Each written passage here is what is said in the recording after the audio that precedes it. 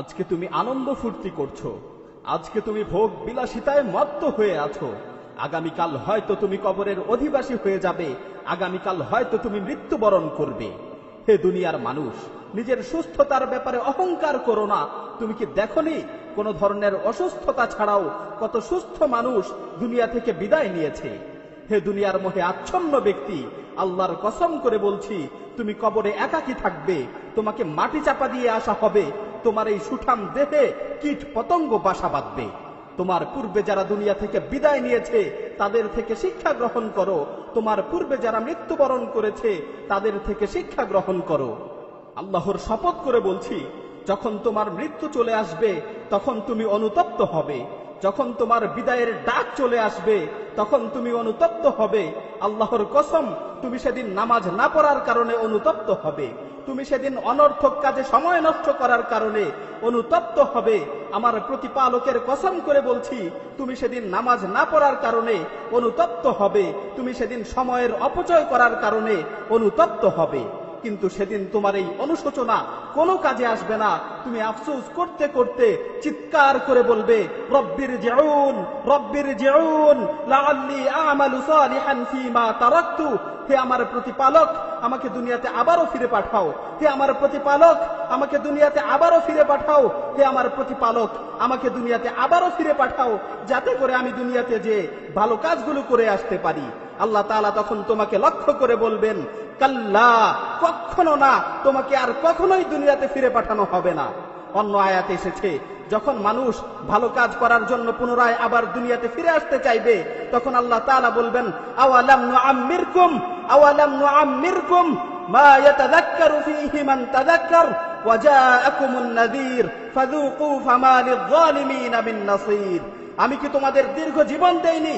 আমি কি তোমাদের দীর্ঘ জীবন দেইনি? সেই সময় কারো যদি উপদেশ গ্রহণ করার ইচ্ছা থাকতো তাহলে সে অবশ্যই উপদেশ গ্রহণ করতে পারত। তোমাদের কাছে সতর্ককারীরা এসেছিল, তোমরা সেই সময় তাদেরকে অবহেলা করেছো। সুতরাং জাহান্নামের স্বাদ আস্বাদন করো। আজকে জালিমদের জন্য কোনো সাহায্যকারী নেই। সুতরাং সময় থাকতে পাথেয় সংগ্রহ করো, জীবিত অবস্থায় তওবা করো, জানাজার খাটে শোয়ানোর পূর্বে নিজেকে শুধরানোর চেষ্টা করো। যদি পাথেয় সংগ্রহ না করেই তুমি আখিরাতের সফর শুরু করো তাহলে তুমি অনুতপ্ত হবে। যায়েদান নুমাইরি রাহিমাহুল্লাহ তিনি বলেন, যদি মৃত্যুর নির্দিষ্ট কোনো সময় জানা থাকতো তাহলে আমি মৃত্যুর ব্যাপারে নিশ্চিন্ত থাকতে পারতাম যে অমুক সময় আমার মৃত্যু হবে। কিন্তু মৃত্যুর তো কোনো নির্দিষ্ট সময় আমার জানা নেই। আমি কিভাবে নিশ্চিন্ত থাকতে পারি যে আমার মৃত্যু কখন হবে? আমার মৃত্যু কি সকালে হবে না সন্ধ্যায় হবে? শেষ কথা হচ্ছে, তুমি তোমার বিবেকের কাছে প্রশ্ন করো, তুমি তোমার অন্তরকে জিজ্ঞাসা করো, তুমি কি এই অবস্থায় আল্লাহর সাথে সাক্ষাৎ করার জন্য প্রস্তুত? আজকে যদি তোমার মৃত্যু চলে আসে তাহলে তুমি কি মৃত্যুর সাথে সাক্ষাৎ করার জন্য প্রস্তুত? হে মৃত্যু সম্পর্কে উদাসীন ব্যক্তি, আগামীকাল তোমার মৃত্যুর ডাক চলে আসতে পারে। সুতরাং মৃত্যুর ব্যাপারে তোমার কি প্রস্তুতি রয়েছে? হে অনর্থক কাজে সময় নষ্টকারী, তুমি কখন জীবনের মূল্য বুঝবে? হ্যাঁ, তখনই তুমি জীবনের মূল্য বুঝবে যখন তোমার মৃত্যু চলে আসবে। হে দুনিয়ার মানুষ, আল্লাহকে ভয় করো। হে দুনিয়ার মানুষ, আল্লাহকে ভয় করো। যারা দুনিয়া ছেড়ে চলে গেছে তাদের থেকে শিক্ষা নাও। পরিশেষে আল্লাহ সুবহানাহু ওয়া তাআলার কাছে ফরিয়াদ করছি, হে আল্লাহ, আমাদেরকে আপনার দ্বীনের উপর চলার তৌফিক দান করুন, আমাদের মৃত্যুকে সহজ করুন, অন্ধকার কবরের ভয়াবহতা থেকে আমাদেরকে রক্ষা করুন, কিয়ামতের কঠিন মুহূর্তে আমাদের হিসাব নিকাশকে সহজ করুন।